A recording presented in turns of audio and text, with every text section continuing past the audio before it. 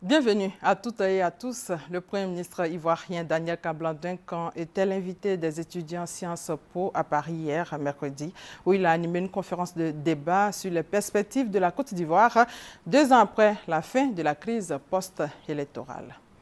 Abidjan abrite depuis ce matin la 9e conférence des ministres africains en charge des ressources animales. Plusieurs questions seront abordées au cours de cette rencontre, notamment l'utilisation durable des ressources génétiques animales, le cadre juridique et technique qui va favoriser le développement du secteur de l'élevage en Afrique.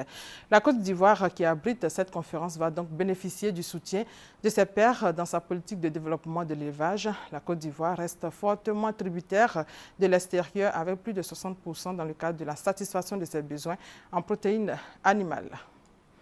14 véhicules et du matériel remis hier aux directeurs départementaux des mines du pétrole et de l'énergie, dont de leur ministère de tutelle, valeur 100 millions de francs CFA. Le ministre Adama Toungara a invité les directeurs départementaux à œuvrer efficacement à la réalisation des objectifs de développement assignés au secteur des mines du pétrole et de l'énergie. Dimanche 21 avril, les Ivoiriens sont à nouveau appelés aux urnes. Des dizaines de milliers de candidats se présentent aux élections municipales et régionales, censées achever un processus débuté avec la présidentielle de 2010 et poursuivi avec la législative de 2011. Pour une réussite de ces élections couplées, le ministère de la Famille et des Affaires sociales invite les populations à choisir le candidat qui a un programme qui prend en compte les jeunes, les femmes et les enfants. Une rencontre a été organisée à cet effet.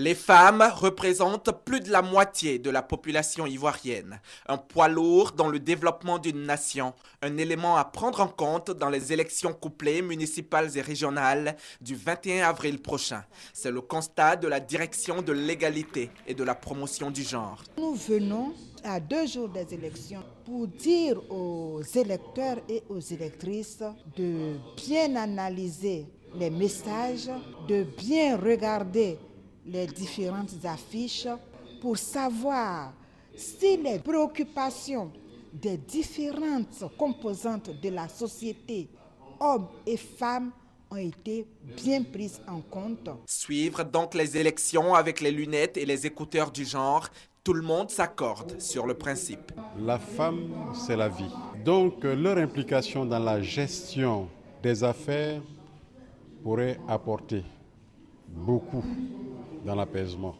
Aujourd'hui, il est bon que la population sache la place que la femme doit occuper dans les prises de décision.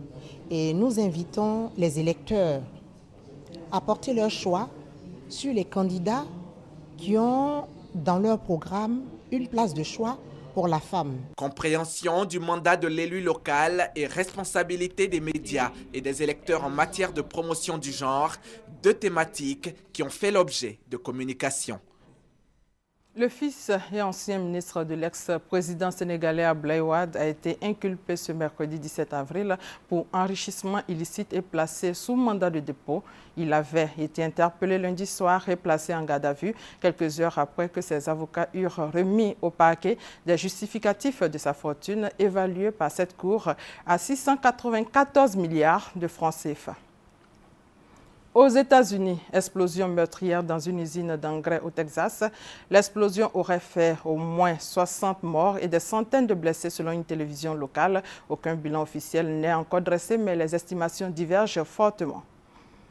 Les habitants de Boston rendent hommage aux 3 victimes et aux 176 blessés de l'attentat.